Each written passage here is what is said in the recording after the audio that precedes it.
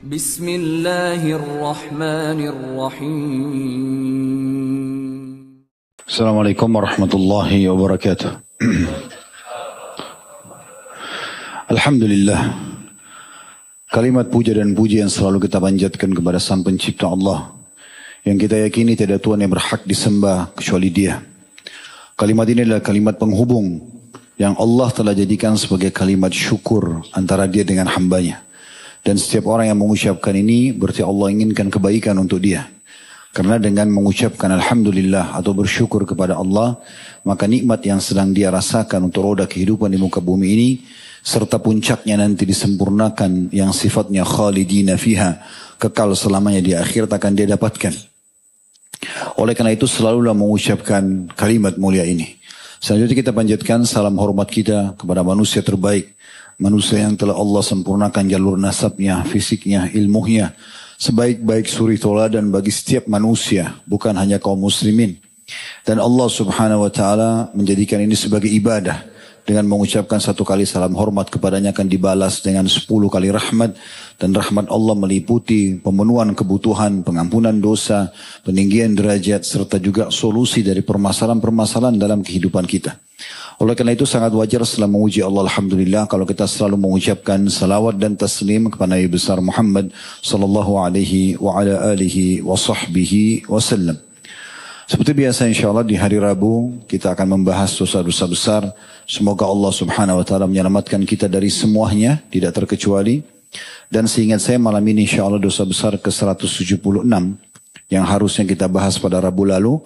Namun kita sedang kedatangan Profesor Dr. Ziyad Abbadi Hafidahullah, pakar hadis dari Jordan, yang akhirnya beliau bersedia mengisi di Rabu lalu, maka tentu tema kita tunda ke hari ini. Biasanya jadwal yang sudah kami buat, Rabu ketiga ini ada kisah inspirasi dari teman-teman kita yang sudah hijrah. Namun hari ini kita isi dengan tema insyaAllah. Mudah-mudahan pekan depan kita bisa mengisi dan berbagi dari teman-teman kita sudah hijrah. Dan juga membacakan beberapa pertanyaan dari medsos yang belum terjawab. Dan pada malam ini insyaAllah kita akan membahas dosa besar yang berjudul Bab At-Tahadduts Bil Ma'siyah. Bab secara khusus menceritakan kemaksiatan atau dosa yang dilakukan. Syekh Muhammad bin Wahab rahimahullah mengangkat sebuah hadis riwayat Bukhari nomor 6069 dan Muslim 2990. Dari riwayat Bukhari Muslim ini melalui sahabat yang mulia Abu Hurairah radhiyallahu anhu bahwasanya Nabi SAW bersabda, "Kullu ummati mu'afa illa al-mujahirin. Wa inna minal mujahara an ya'mal ar-rajulu 'amalan bil-laili thumma yusbiha wa qad satarahu Allah fayaqul ya fulanu 'amiltu al-barihata kadha wa kadha wa qad bata yasturuhu rabbuhu wa yusbihu yakshifu sitrallahi 'alaihi." Artinya setiap umatku pasti dimaafkan kecuali orang-orang yang terang-terangan berbuat maksiat. Sesungguhnya termasuk salah satu contoh dari sikap terang-terangan dalam bermaksiat adalah bila seseorang berbuat sesuatu pada malam hari, maksudnya dosa, kemudian dia melewati malam tersebut sampai pagi hari dalam keadaan Allah telah menutupi perbuatan salahnya itu. Maksudnya tidak ada yang tahu. Kemudian si pelaku berkata, "Wahai fulan," dia bilang sama teman-temannya, "aku semalam telah berbuat begini dan begitu." Padahal pada malam itu Robnya telah menutupinya, maksudnya menutupi dosanya. Kemudian pada pagi hari dia justru yang membuka tabir yang diberikan Allah atasnya. Dari hadis ini banyak sekali kita bisa kutip faedah-faedah. Sebelum kita masuk ke bahasan lebih dalam, yang pertama faedahnya adalah semua umat Islam akan dimaafkan. Tinggal terbagi dosa kecil dan dosa besar. Kalau dosa kecil, semua amal saleh bisa membersihkan dosa-dosa kecil. Wudu, salat, sedekah, baca Quran, zikir, berdoa, silaturahim keluarga, jenguk orang sakit, majelis ilmu, semua ini bisa membersihkan dosa-dosa kecil. Tapi kalau dosa besar yang sedang kita bahas itu membutuhkan taubat nasuha yang telah Imam Nawawi rahimahullah sebutkan syaratnya. Meninggalkan dosa itu seketika, menyesali dan janji sama Allah tidak akan mengulanginya. Lalu Allah subhanahu wa ta'ala akan memaafkan. Jadi kalau dosa kecil, dosa besar semua bisa dimaafkan dari umat ini. Di sini ada pengecualian.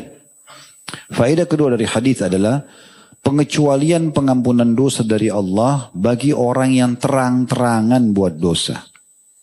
Ada dua di sini keadaannya orang yang terang-terangan. Yang pertama adalah memang dia pamer, dia bangga dengan dosanya. Zina atau yang mendekati zina di depan umum, sengaja merampok, mencuri di depan umum, sengaja mengekspos gosipnya, gibahnya, fitnahnya, sengaja terang-terangan. Orang dia tahu itu dosa. Dia tahu juga itu sebenarnya akan mengundang orang-orang berbuat dosa. Misalnya di media dia sekarang di channelnya dengan menawarkan program-program yang membuat orang mudah untuk berzina, untuk riba, untuk segala macam. Ini tidak akan dimaafkan oleh Allah Subhanahu wa taala. Kecuali memang dia meninggalkannya karena dosa besar. Ini jenis terang-terangan gitu ya. Jadi kalau ada orang buat dosa, dosa haram dalam Islam. Tetapi kalau dia masih menutupi antara dia dengan Allah, ini masih dekat dengan pengampunan. Ada hikmahnya, di antara kata ulama, hikmahnya kalau orang menutupi kesalahan dia, berarti hanya sebatas diri dia. Dia berzina misalnya di kamar hotel, cuma dia dengan si lawan jenis yang tahu, tidak dipamerkan ke orang, tidak diceritakan kepada siapa-siapa, maka efeknya hanya dia dengan pasangannya itu. Tapi kapan dia ceritakan, cerita ini akan ditunggangi oleh syaitan untuk memotivasi orang yang sedang mendengarkan dari teman-teman, kerabatnya, tetangganya, lawan ngomongnya di luar tempat maksiat tersebut agar melakukan perbuatan itu. Bukankah sekarang kalau manusia gampang terpengaruh ya. Kalau ada orang yang berbuat zina misalnya semalam naudzubillah, lalu dia menggambarkan kepada kita bagaimana dahsyatnya, bagaimana nikmatnya, bagaimana mudahnya dan segala macam, pasti di antara kita ada yang termotivasi. Kalau itu hanya oleh syaitan. Sebagaimana juga kalau ada yang bercerita di depan kita tentang sesuatu yang baik, masalah keimanan. Kemarin kita hadir di majelis ilmu ada cerita ini dan itu dan menambah iman. Oh saya sempat tersentuh dan seterusnya. Akhirnya nanti orang lain tersentuh untuk juga hadir dalam majelis ilmu. Memang sudah seperti itu. Jadi efeknya bahaya sekali. Orang kalau menceritakan atau terang-terangan dalam melakukan perbuatan dosa. Itu yang pertama. Yang kedua adalah yang disebutkan dalam hadis ini. Dia kalau tadi terang-terangan melakukan perbuatannya. Kalau yang kedua adalah menceritakan perbuatannya. Jadi ada tadi pelaku yang terang-terangan. Dia sengaja di depan umum ciuman, pelukan. Dia sengaja menunjukkan itu. Ini terang-terangan. Dan yang kedua adalah yang dimasukkan dalam hadis ini menceritakan. Dia bangga dengan dosa yang dia lakukan. Ini faedah yang kedua dari hadis. Faedah yang ketiga dari hadis adalah adanya satrullah. Allah menutupi aib hamba-hambanya. Allah menutupi aib hamba-hambanya. Dan ini satu hal yang luar biasa. Ya. Artinya Allah subhanahu wa ta'ala dilanggari, tapi dia dengan kemahamurahannya mengetahui kelemahan hambanya lalu dia tutupin. Ya, sulit disamakan dengan manusia, karena kalau kita sebagai pemilik perusahaan, kemudian ada orang yang sengaja merusak citra perusahaan, ya, melakukan pelanggaran-pelanggaran, tentu saja pemilik perusahaan malah kalau bisa diekspos, nih orang ini melanggar dari perusahaan saya berlepas diri. Mungkin kalau manusia begitu. Tapi Allah Azza wa Jalla tidak. Kalau hambanya berbuat dosa, maka dia pun menutupi dengan kemahamurahannya, memberikan kesempatan agar hamba tersebut bisa sadar dan kembali. Makanya Allah kirim sinyal-sinyalnya. Rasa takut, rasa khawatir. Kalau dia sudah, itu sebelum melakukan. Kalau dia sudah melakukan, ada rasa penyesalan. Ada peringatan-peringatan sampai kepada dia, supaya dia meninggalkan perbuatan dosa tadi. Itu dulu secara umum seperti biasa, kita membacakan tentang masalah apa yang ditulis oleh penulis. Tentu sekarang kita akan masuk lebih jauh tentang masalah syarah, ya, penjelasan tentang masalah ini. Saya akan mulai teman-teman sekalian dengan pentingnya seseorang itu menjauhi dosa. Sumber masalah kita semuanya, masalah apapun, dosa. Tidak ada yang lain. Kalau antum sedang menghadapi permasalahan, pastikan itu adalah sumbernya dosa. Diambil daripada perkataan para salafus salih. Di antaranya dinukil dari Ali radhiyallahu anhu, beliau mengatakan yang aneh adalah orang yang binasa padahal keselamatan ada bersamanya. Perlu ditanya, apa keselamatan yang Anda maksudkan? Kata Ali, istighfar. Artinya, kalau orang buat dosa, makna perkataan beliau, binasa dia. Sama dengan orang kerja di perusahaan, dia melanggar. Kan dia sangat dekat dengan ancaman kan. Iya kalau cuma dikasih SP, surat peringatan saja. Ada orang langsung dikeluarkan dari perusahaan. Ada orang mungkin langsung dipotong gajinya misalnya.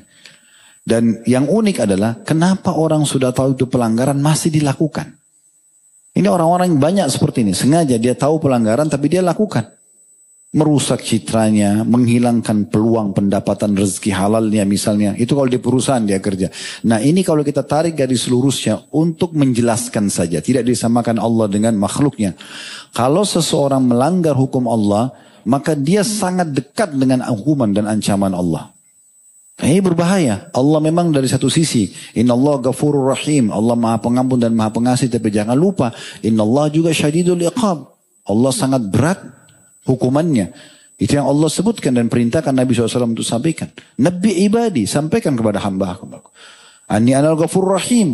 Saya adalah maha pengampun, maha pengasih. Wa anna adzabi huwa adzabul alim. Tapi ingat, siksaku juga sangat pedih.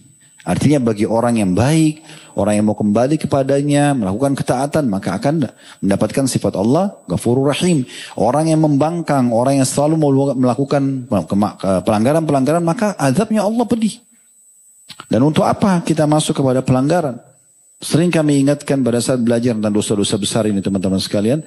Kalau dosa itu untuk dipelajari dan dijauhi. Gak usah dicoba. Oh babi itu haram. Saya mau coba dulu rasanya bagaimana. Nah penting. Zina itu haram. Saya mau tahu dulu zina itu bagaimana. Judi itu haram. Saya mau main judi dulu. Untuk apa? Jelas konsekuensinya ada hukuman. Gak usah. Pelajaran itu dijauhi. Amal soleh dipelajari untuk dikerjakan. Itu benar. Sibukkan diri kita dari kebaikan kepada kebaikan yang lain. Salah satu nama hari kiamat adalah Yaumal Khasrah. Yaum, hari penyesalan. Kata ulama penyesalan terjadi pada hari kiamat untuk 3 golongan. Golongan yang pertama orang kafir, munafik, musyrik. Sudah jelas. Mereka menyesal kenapa mereka tidak sempat beriman. Bisa kembali ke surah Al-Mu'minun, surah nomor 23 ayat 99 sampai 115. Penjelasan tentang penyesalan mereka pada saat masuk neraka. Golongan kedua adalah orang-orang mukmin yang dikenal dengan istilah usatul mukminin. Orang mukmin yang banyak dosanya, masuk neraka dulu baru masuk surga. Sebenarnya mereka bisa, kalau mereka perbaikin di dunia, setelah ada saat berbuat dosa itu beristighfar, bertaubat, mereka tidak masuk neraka dulu. Karena berhasil dimaafkan oleh Allah karena mereka bertaubat. Ini umumnya banyak dalil tentang masalah Allah gembira dengan taubat hambanya. Ayat-ayat Al-Quran tentang masalah taubat banyak sekali. Ya. Di antara hadis Nabi SAW yang masyhur, hadis Qudsi. Hadis itu diriwayatkan oleh para ulama hadis yang berbunyi, Man da'ani fir rakhai ajabtuhu fi syiddah. Siapa yang berdoa kepadaku pada saat dia lagi lapang, lagi sehat, lagi gak ada masalah, maka aku akan menjawabnya dan memberikan solusi padanya di saat dia sedang genting. Wa man sa'alani a'taituhu. Siapa yang mohon kepadaku dengan cara yang benar, aku akan berikan. Wa man tawadha li rafa'tuhu. Siapa yang merendah karena aku, kata Allah, aku akan angkat derajatnya. Wa man tafarraga li rahimtuh. Siapa yang mengosongkan, meluangkan waktu untuk ibadah kepadaku, aku akan kasihi dia. Wa man istaghfarani ghafartu lahu. Dan siapa yang memohon ampun padaku, aku akan maafkan. Allah Subhanahu wa taala akan maafkan, gitu kan? Jadi tidak ada sesuatu yang menghalangi orang untuk tidak dihukum pada hari kiamat, kecuali memang dia sengaja menundanya. Ini menyesal mereka ini, golongan yang harus masuk neraka dulu karena dosanya lebih baik daripada amal soleh. Dan itu ada dari umat Muhammad sallallahu alaihi wasallam. Makanya dalam banyak hadis-hadis yang sahih, ini sudah kami bedah panjang lebar di bedah buku Rasulullah SAW cerita tentang surga dan neraka, gitu kan? Di antaranya hadis Nabi SAW yang berbunyi akan ada dari umatku yang tubuhnya itu bisa memenuhi setengah neraka, besar sekali, karena banyaknya dosa yang dia lakukan. Tapi dari umat Islam, jadi, itu ada terjadi. Ini penyesalan. Penyesalan yang ketiga. Ini yang saya ingin digarisbawahi. Penyesalan orang-orang beriman yang masuk ke dalam surga atas banyaknya peluang amal soleh selama di dunia mereka luput. Mereka sia-siakan. Kan cuma sunnah. Puasa sunnah, zikir, habis sholat, sholat sunnah, sholat qiyamul lail misalnya, istighfar, sedekah, umroh, yang sunnah-sunnah. Udahlah, itu kan cuma sunnah, gak usah dikerjakan. Nanti mereka akan menyesal. Penyesalannya setelah masuk surga. Karena mereka harusnya kalau kerjakan selama dunia, mereka akan sampai ke derajat yang lebih tinggi. Tapi mereka menyesal juga pada saat itu. Tapi sudah tidak ada gunanya penyesalan itu. Apa maksudnya saya datangkan sebab penjelasan daripada sebab tadi saya sebutkan ini. Agar teman-teman sekalian kalau ada opsi, saya mana lebih bagus? Berbuat dosa lalu saya bertobat, atau saya sibuk dengan amal soleh ke amal soleh yang lain? Tentu saja amal soleh ke amal soleh yang lain. Jadi nggak usah masuk ke dosa dan kemudian taubatnya, kecuali kalau sudah terlanjur terjadi, itu taubat dan jangan diulangi. Karena pelanggaran sangat dekat dengan hukuman. Qatadah rahimahullah berkata, Al-Quran menunjuki kalian penyakit dan obat penyakit kalian. Penyakit kalian adalah dosa. Sumber semua masalah kalian dosa. Dan obat penyembuhnya adalah istighfar. Kembali kepada Allah subhanahu wa ta'ala. Ibnul Jauzi rahimahullah berkata, terjemahannya, Iblis berkata, aku membinasakan anak cucu Adam dengan dosa. Itu senjata dia. Terjerumus dalam dosa, buat dosa ini, dari dosa ke dosa, diikat terus. Ya. Dan mereka membinasakanku dengan istighfar dan la ilaha illallah. Jadi mereka istighfar, mereka selalu ucapkan la ilaha illallah atau patuh kepada Allah, maka syaitan atau iblis terkalahkan. Manakala aku melihat hal itu pada mereka, aku tanamkan hawa nafsu pada mereka, di mana mereka berbuat dosa tapi tidak beristighfar, karena mereka mengira mereka berbuat baik. Ali radhiyallahu anhu juga pernah berkata, tidaklah seorang hamba diilhami oleh Allah subhanahu wa ta'ala untuk istighfar, sementara dia Allah berkehendak untuk mengazabnya. Siapa yang dia karunia mau beristighfar lisannya, berarti Allah ingin kebaikan buat dia. Luqman alaihissalam, dalam surah Luqman namanya disebutkan, sebagian pendapat mengatakan beliau adalah seorang nabi, bahwa dia berwasiat kepada putranya, wahai anakku, Allah memiliki beberapa waktu yang tidak ditolak doa padanya, permohonan padanya. Apa wasiatnya Luqman kepada anaknya? Mintalah keselamatan, mintalah ini dan itu. Wasiatnya bukan. Dia mengatakan, maka dan tidak ditolak orang yang meminta pada waktu itu. Di waktu mustajab itu perbanyaklah istighfar. Perbanyaklah istighfar. Ternyata istighfar ini bukan cuma memaafkan dosa. Kalau antum tidak punya dosa tapi tetap istighfar, itu akan menjadi sumber pahala yang sangat besar. Aisyah berkata radhiyallahu anha, tuba bagi, ini tuba nama, salah satu nama istana di surga atau tempat di surga, bagi yang mendapatkan banyak istighfar dalam buku catatan amalnya. Abul Minhal berkata rahimahullah, tidaklah seorang hamba didampingi dalam kuburnya oleh pendamping yang lebih dia cintai daripada istighfar.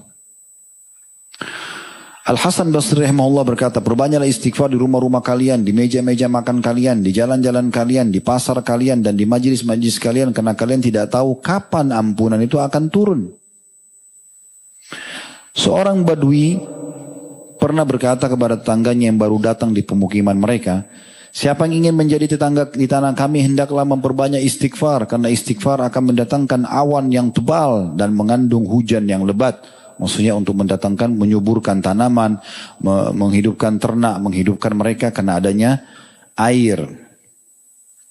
Bakr bin Abdullah al-Muzani rahimahullah berkata, kalian banyak berbuat dosa, maka perbanyaklah istighfar. Karena seseorang kalau menemukan istighfar dalam catatan amalnya pada setiap 2 baris, dia akan senang melihatnya nanti pada hari kiamat. Ibnu Taimiyah berkata rahimahullah, fikiranku terpaku pada sebuah masalah yang sulit untuk aku temukan jalan keluarnya. Maka aku beristighfar kepada Allah sebanyak 1000 kali. Sampai dadaku lapang dan masalah yang sulit pun terpecahkan. Aku terkadang berada di pasar, masjid atau sekolah, tapi hal itu tidak menghalangiku dari zikir dan istighfar sampai aku meraih apa yang aku inginkan. Maksudnya apa yang baru kami sampaikan adalah Allah subhanahu wa ta'ala memberikan kepada kita semua solusi kalaupun sampai ada dosa, ya, yaitu kita menutupi dan kita memohon ampun. Jangan justru terang-terangan. Jangan justru terang-terangan. Apalagi membanggakan dosa tersebut, apalagi sampai menjadi motivator buat orang lain mengulanginya atau mengikuti perbuatan dosa tersebut. Berapa banyak orang yang mungkin dia sudah tinggalkan dosa, Tapi karena dia pernah menjadi petunjuk bagi orang lain buat dosa, orang itu masih melakukan, maka dia masih panen dosanya. Oleh karena itu teman-teman sekalian, kita harus hati-hati sekali ya dalam masalah-masalah seperti ini. Baik, kita akan masuk teman-teman sekalian. Ada pendapat Syekh Utsaimin rahimahullah yang menarik untuk dibahas dalam tema kita. Ada seseorang pernah bertanya kepada beliau begini. Bila seseorang melakukan satu dosa pada awal hidupnya dan Allah Azza wa Jalla telah menutupi aib dosa tersebut, di mana tidak ada yang tahu kecuali Dia Subhanahu wa taala, dan ia telah bertaubat kepadanya. Lalu apakah boleh baginya untuk menceritakan perihal dosa tersebut kepada orang lain? Pernah dia buat dosa, satu waktu dia teringat, dia termotivasi untuk menceritakan ke orang lain. Ditambah lagi, ada sebagian orang, ini pertanyaan yang lain, tapi orang yang sama. Ditambah lagi, ada sebagian orang yang berkata kepada saya, atas nama Allah Azza wa Jalla, atau saya bersumpah atas nama Allah, beritahukanlah kepadaku dosa apa saja yang pernah engkau perbuat di awal hidupmu. Kemudian pertanyaan yang lain lagi, dan apakah benar bahwa orang yang memberitahukan tentang dosanya maka Allah Azza wa Jalla akan mengampuni dosanya? 3 pertanyaan. Syekh Shalih Utsaimin rahimahullah menjawab, mengatakan sebenarnya ada 3 pertanyaan dalam pertanyaan di atas, beliau pecah menjadi 3. Pertanyaan pertama, orang yang berbuat dosa dan Allah Azza wa Jalla telah menutupi aib dosanya, apakah boleh baginya untuk memberitahukan kepada orang lain? Jawabannya adalah tidak boleh. Tidak boleh dosa yang pernah kita buat kita ceritakan ke orang. Tidak boleh. Walaupun ditanya. Gitu kan. Tidak usah kita jawab. Ini berbeda teman, ini ada pengecualian satu keadaan ya. Kalau misalnya orang itu mencuri, orang itu berbuat dan dia kepergok oleh pihak hukum dan dia harus membuat pengakuan, itu beda. Tapi yang dimaksud sini tidak boleh adalah kalau misalnya istri bilang sama suaminya, saya mau tahu kau pernah berzina enggak? Atau suami bilang sama istrinya misalnya. Atau teman bilang sama temannya gitu kan. Maka ini tidak boleh diceritakan. Tidak usah diceritakan. Dan tidak boleh juga orang bertanya itu. Tidak usah dia bertanya itu. Ya. Orang yang berbuat dosa dan telah taubat darinya, tidak boleh baginya untuk menceritakan kepada orang lain. Karena ini termasuk perbuatan menyingkap aib yang telah Allah Azza wa Jalla tutupi. Dan ini bertentangan dengan al-afiyah, atau yang diharapkan baginya mendapatkan ampunan dan keselamatan dari api neraka. Itu berjalan sesuai dengan sabda Nabi SAW tadi yang kita pelajari ini ya. Setiap umatku diharapkan akan mendapatkan keselamatan dan ampunan kecuali orang-orang yang terang-terangan. Dan termasuk bentuk terang-terangan ketika seseorang melakukan sebuah dosa pada malam hari, lalu masuk waktu pagi sedangkan Allah Azza wa Jalla telah menutupi aib dosanya, namun ia justru mengatakan, wahai fulan, aku telah melakukan dosa ini dan itu pada malam atau pada semalam. Ya. Sungguh ia telah melalui malamnya dalam keadaan Allah Azza wa Jalla menutupi aibnya, namun ia waktu pagi dia menyingkap apa yang telah Allah Azza wa Jalla tutupi tersebut. Namun bila dosa tersebut adalah dosa yang ada hukuman hadnya, had itu hukuman fisik. Kayak pencuri dipotong tangannya, orang berzina sebelum nikah dicambuk, yang sudah menikah dirajam misalnya, yang membunuh dihukum mati juga. Ada hukuman hadnya. Dan seseorang ingin memberitahukannya kepada pihak waliul amr atau pihak penguasa kaum muslimin agar Allah Azza wa Jalla membersihkan dosa dan siksa tersebut, maka itu tidak mengapa. Meskipun yang lebih utama baginya agar ia menutupi hal tersebut di mana Allah Azza wa Jalla telah menutupi aibnya. Jadi tidak ada dalam Islam itu pengakuan dosa ya. Kita datang kepada ustadz atau kiai lalu mengatakan saya sudah buat ini, tolong maafkan saya. Tidak ada hubungannya itu. Itu antara dia sama Tuhannya. Dia tinggal tutupi, dia tinggal mohon ampun sama Tuhannya, selesai. Dia berjalan dan dia percaya diri saja jalan. Mulai hari itu dia buka lembaran baru sebagai orang mukmin yang sudah taubat. Ya, seperti itu dalam Islam. Nah, tapi di sini beliau katakan ada pengecualian kalau ada orang melakukan dosa had, zina, mabuk yang harus kena hukuman fisik, karena dia takut nanti tidak cukup dengan taubatnya, dia mohon agar pihak pemerintah setempat menghukumnya. Seperti di zaman Nabi SAW ada yang mengaku datang pernah berzina lalu dihukum rajam oleh Nabi SAW gitu kan. Walaupun Nabi sempat suruh pergi aja supaya dia ya tidak dikena hukuman. Ada laki-laki pernah mengatakan, ya Rasulullah, saya telah melakukan perbuatan zina, hukum saya. Kata Nabi SAW sambil lihat ke wajahnya, mengalihkan ke sebelahnya. Langsung mengatakan, mungkin kau hanya memegangnya. Dia datang lagi, ya Rasulullah, saya sudah berzina. Maksudnya Nabi SAW, pergilah, jangan buat pengakuan sini. Bertaubat saja antara kau sama Tuhanmu gitu. Tapi dia datang lagi dia mengatakan, ya Rasulullah, saya sudah menzina. Kata Nabi SAW, mungkin kau hanya menciumnya. Nabi alihkan lagi wajahnya. Supaya orang ini pergi aja. Kau usah buat pengakuan antara kau sama Tuhanmu. Ya, setelah dia bilang jelas, ya Rasulullah, dia buat kesaksian buat dirinya. Saya meletakkan kemaluan di kemaluan. Saya sudah melakukan perbuatan zina, hukum saya. Maka Nabi SAW tegakkan hukum padanya. Tapi asal hukumnya tidak menyampaikan. Cuma dari ini sebagian ulama diantaranya Syekh Utsaimin mengatakan kalau ada hukum had dan dia khawatir justru nanti taubatnya nggak cukup, dia mau dibersihkan maka dia minta kepada wali amr, ini masih ada pintu dibolehkan. Walaupun lebih baik untuk tidak dia sampaikan kalau emang ya dia bisa bertaubat, kalau ada haknya orang lain dia kembalikan misalnya. Adapun kalau dosa tersebut bukan jenis dosa yang punya had hukuman fisik, maka tidak boleh bagi seorang untuk menceritakannya kepada orang lain sebab ini mengandung unsur kezaliman terhadap dirinya sendiri serta membuat orang lain menjadi menggampangkan atau meremehkan hal tersebut. Ini masalah menceritakan. Adapun pertanyaan kedua yaitu orang lain yang meminta kepadanya untuk menceritakan dosa apa yang telah ia perbuat. Misalnya mengatakan atas nama Allah Azza wa Jal, beritahukanlah kepadaku tentang apa yang telah engkau perbuat. Ini hanya sekedar mau korek-korek dari temannya. Pengalaman kamu bagaimana dulu? Waktu kamu bandel dulu seperti apa? Gitu. Dia mau tahu masa lalunya orang. Gitu. Maka ini tidak boleh bagi seseorang untuk mengusik seseorang dengan permintaan atau pertanyaan seperti ini. Misalnya dengan mengatakan ucapan seperti di atas. Ini bertentangan dengan keindahan dan keelokan nilai Islam. Di mana Nabi SAW bersabda untuk semua muslim. Min husni islamil mari tarku ma la ya'ni. Termasuk tanda sempurnanya Islam seseorang adalah meninggalkan apa yang tidak bermanfaat buat dia. Artinya kita sekarang nanya kepada teman kita. Kamu dulu buat apa saja? Apa manfaatnya buat kita? Tidak ada manfaatnya. Secara dunia dan akhirat tidak ada manfaatnya. Bahkan terbalik. Kalau dia cerita, dia bisa mengemas cerita zinanya dulu, membunuhnya dulu dengan bagus, maka bisa malah ditunggangi syaitan untuk menjadi motivasi buat kita untuk mengerjakannya. Jadi nggak ada manfaatnya. Ketika itu tidak menjadi keharusan bagi saudara, ketika ditanya seperti itu, tidak menjadi keharusan bagi saudara muslim yang ditanya untuk menjawabnya. Meskipun dia bertanya dan meminta kepada saudara atas nama Allah Azza wa Jal. Karena di situ ada kerusakan dan kerugian yang menimpa saudara. Juga ada unsur kezaliman yang ia lakukan terhadap saudaranya. Allah Azza wa Jal tidak mencintai orang-orang zalim dan tidak mencintai kezaliman. Dan tidak boleh baginya untuk bertanya dengan pertanyaan seperti itu. Ya. Di sini tentu ada perbedaan kalau tadi saya bilang pengecualian ada orang kepergok. Dia mencuri, dia berzina, dirazia, ditangkap. Lalu ditanya. Di sini dia harus jawab. Apalagi pihak yang berwenang, pemerintah misalnya. Ya. Memang itu bukan pasangan dia. Dia berzina, dia mohon ampun kepada Allah, dia mohon maaf kepada pihak pemerintah, kemudian supaya dia diberikan kesempatan untuk taubat. Nah itu beda gitu. Tapi ini yang kita bahas adalah orang yang bercerita-cerita aja. Hanya untuk jadi bahan pameran saja. Dia pamer sama teman-temannya. Kemudian juga ada pertanyaan yang ketiga kata beliau dari pertanyaan ini sama. Bahwa kalau orang memberitahukan kepada orang lain tentang maksiat yang pernah ia perbuat, niscaya Allah Azza wa Jalla akan mengampuninya pada hari kiamat. Maka ini sama sekali tidak benar. Ada statement dari penanya ini.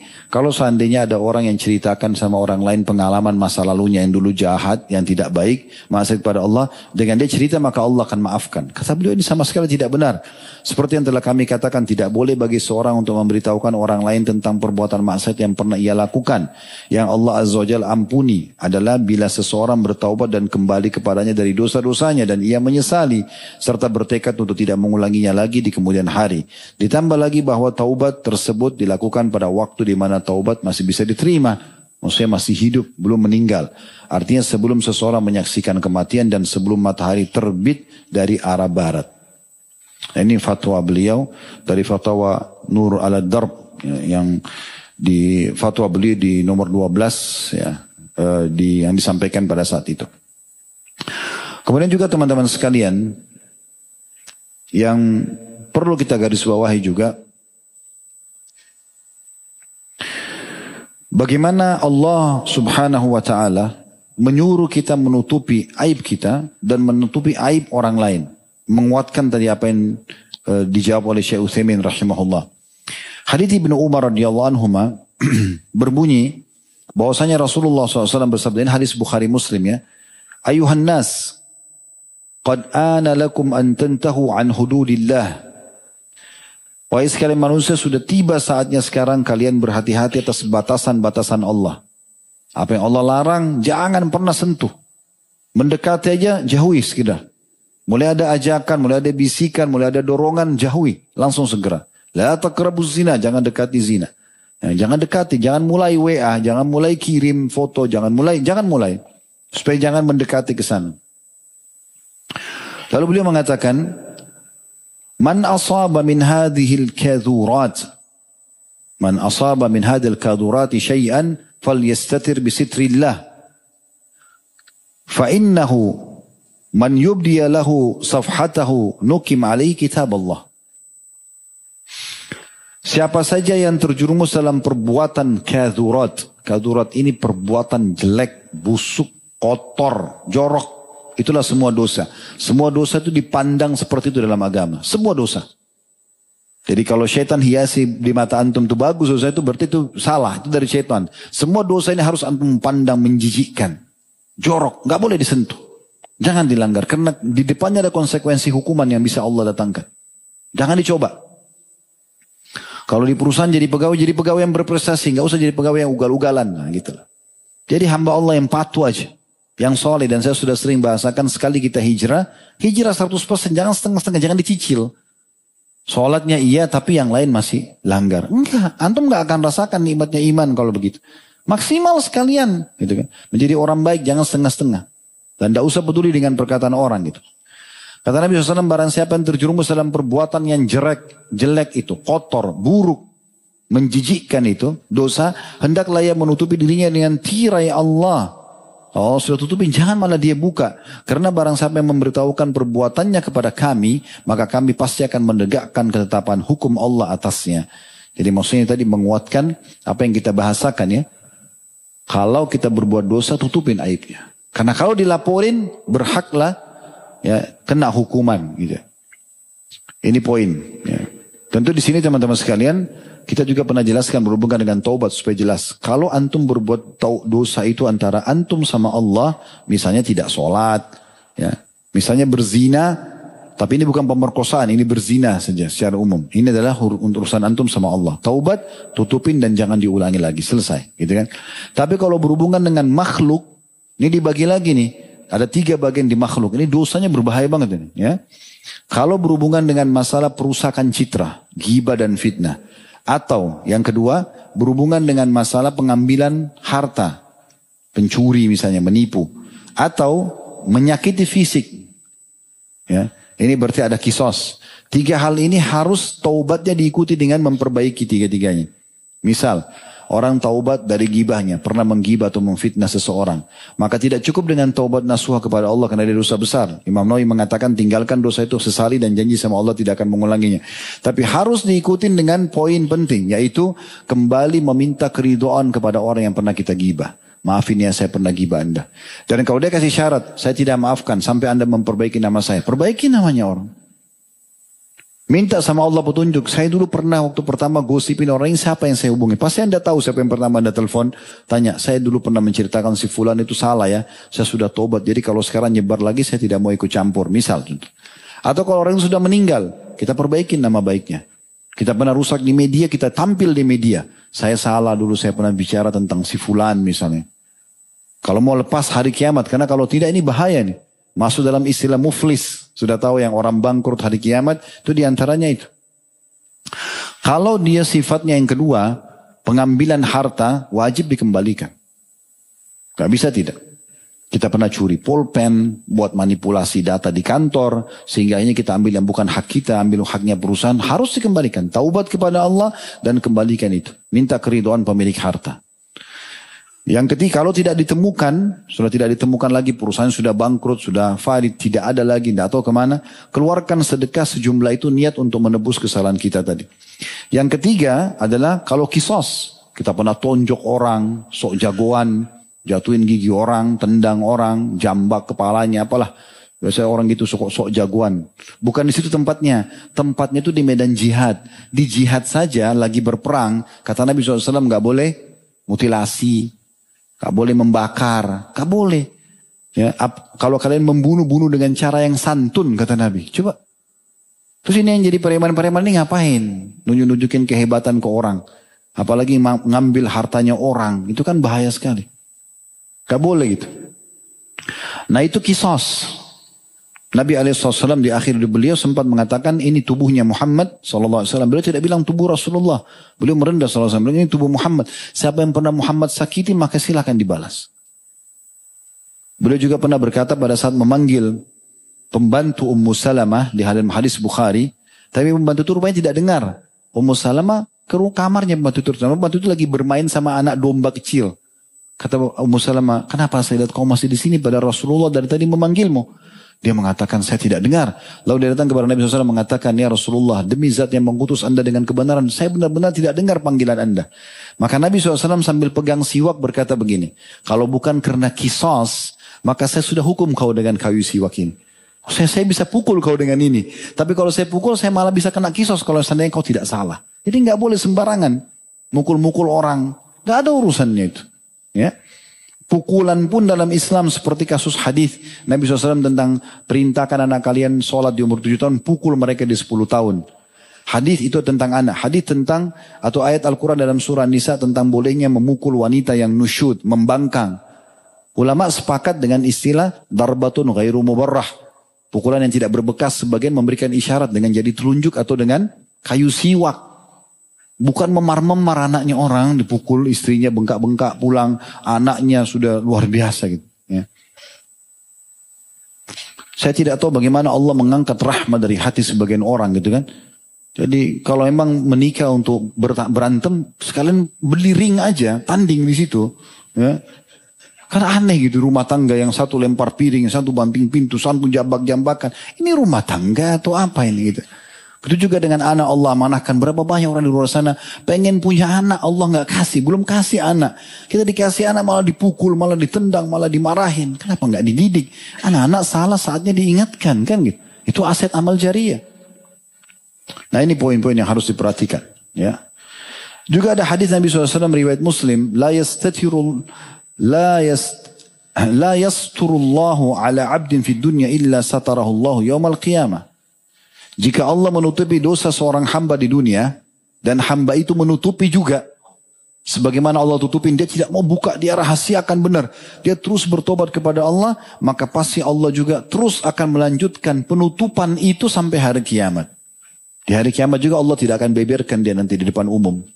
Karena dia sudah tahu, dia tahu malu. Oh Tuhan saya melindungi saya, maka saya juga harus melindungi diri saya. Begitu. Ini poinnya. Itu juga dengan hadis yang lain riwayat Bukhari Muslim, di mana Nabi SAW ya mengingatkan mirip dengan riwayat tadi ya, kullu ummati mu'afan illal mujahirin, semua umatku akan dimaafkan kecuali yang terang-terangan berbuat dosa.